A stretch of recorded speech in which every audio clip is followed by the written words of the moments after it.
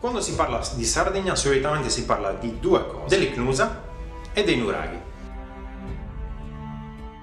Guarda caso, Icnusa è il nome antico con cui i greci chiamavano la Sardegna ed è anche il titolo di un libro di archeologia ormai famosissimo della Schweller, una collana, un'edizione, una serie di libri che trattano dell'archeologia dell'Italia antica. Questo libro è particolarmente bello e interessante, è uno insomma dei libri sacri dell'archeologia sarda, perché è un riassunto di tutto quello che si può vedere insieme a un altro bellissimo libro che è Nur. Quest'altro invece è edito dalla Cassa di Risparmio nelle province lombarde. Questi libri sono, diciamo, la base per conoscere che cosa sia l'archeologia sarda e nello specifico l'archeologia nuragica.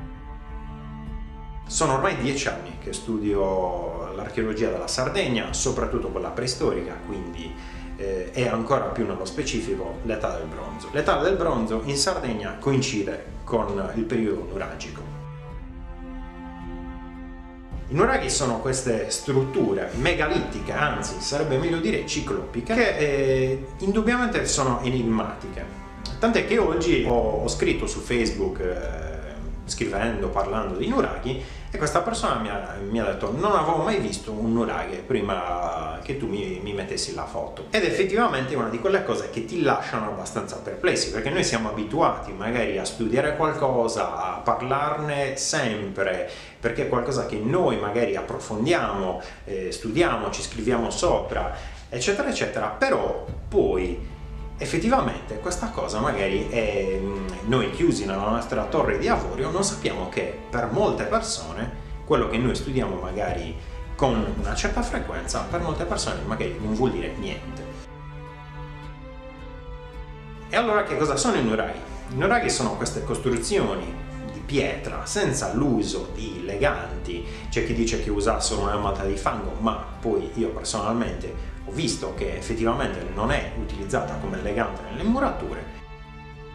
Quindi sono queste costruzioni a secco, gigantesche, di dimensioni veramente impressionanti, con massi che pesano svariate tonnellate, utilizzati soprattutto alla base, ma quasi come un gesto simbolico anche per l'architrave della porta d'ingresso. Queste torri, perché alla fine i nuraghi sono delle torri e sono conosciuti esempi più o meno simili nella vicina Corsica proprio con il nome di torri di civiltà torreana. I nuraghi sono queste diciamo abitazioni, fortezze, luoghi di culto, non si capisce bene cosa siano. Un presidente del consiglio li chiamò anche magazzini. E secondo alcuni archeologi potrebbero anche aver assunto il ruolo di magazzini in certi periodi della loro storia. Però quello che affascina dei nuraghi e che colpisce ancora oggi i visitatori è non capire a che cosa servissero e non riuscire a comprendere il modo con cui sono stati costruiti.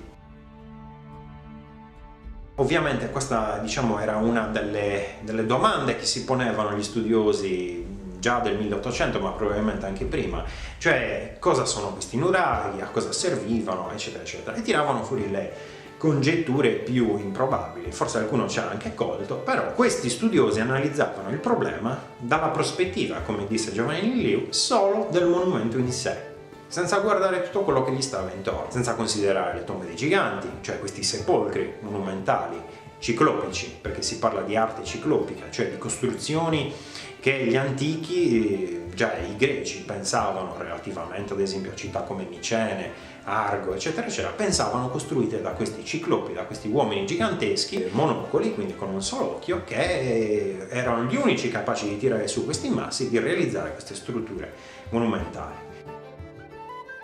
Nella storia queste strutture sono state chiamate anche pelasgiche, di questa popolazione antica vissuta prima dei greci del periodo classico, che avrebbe costruito queste strutture non solo in Grecia ma anche nel resto del mondo. tant'è che si trovano queste sorte di murature, alcuni le chiamano megalitiche, altre ciclopiche, nel Lazio. Sono infatti note le cosiddette città saturnine, costruite in questi massi giganteschi, e poi ne troviamo in Sardegna, troviamo qualcosa di simile, ma ormai le datazioni le rimandano al periodo neolitico, quindi non sono relative all'età del bronzo, le troviamo a Malta, ma ancora più interessanti le troviamo tra Sardegna, Corsica e Isole Baleari, oltre che in Spagna.